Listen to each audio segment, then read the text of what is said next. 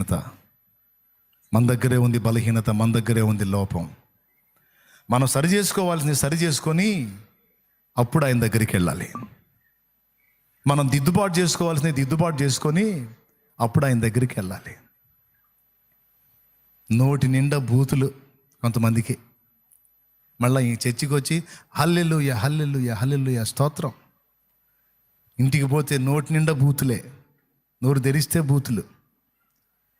అవి శాపగ్రస్తమైనవి కదా, కాదా? కొంతమందికి ఇవన్నీ ఉండవు, నోరు తెరిస్తే చాలు శాపాలే. దరిద్రం అట్టబట్టింది, కర్మ ఏదన్నా కావట్లేదు, ఈ కొంపనాశనంగాను, వీళ్ళు బాను, వీళ్ళు అట్లా ఇట్లా అని. అబ్బో, నోరు తెరిస్తే చాలు మా అమ్మ నోటి నిండా శాపాలే. మహారాజులు కొంతమంది, నేను చెబుతున్నా, లేడీస్ అయినా జెంట్స్ అయినా ఎవరైనా సరే, నీవు క్రైస్తవుడివి క్రైస్తవురాలివి, లోకంలో నుండి ప్రత్యేకింపబడిన వ్యక్తివి. నీ నోట ఆశీర్వచనమే ఉచ్చరించండి కానీ శాపవచనాన్ని ఉచ్చరించొద్దని దేవుడు మాట్లాడాడు. కొన్ని కుటుంబాల్లో ఇలా ఉంటాయి, అది ఏముందలే అనుకుంటారు, కానీ దాని ఎఫెక్ట్ ఇంటి మీద పనిచేస్తుంటుంది. కొంతమంది గృహాలలో కదిలితే నాకు సావు రాట్లా, నేను చావట్లా, నాకు సావు రాట్లా, నేను వాట్లా, ఎప్పుడు వచ్చిద్దో సావు, నాకు సావు రాట్లా సావు రాట్లా సావు రాట్లా. కొంతమంది నాకు సావాలనిపిస్తుంది సావాలనిపిస్తుంది సావాలనిపిస్తుంది సావాలని.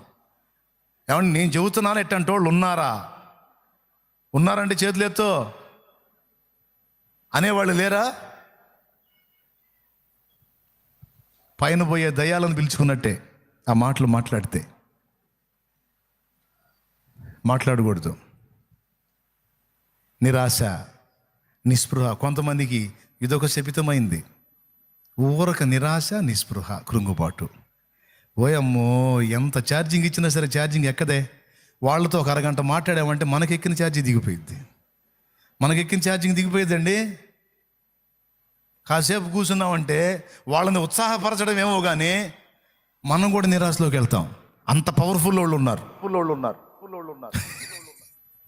వాళ్ళు తగిలితే నేను జంపు. దేవునికి స్తోత్రం.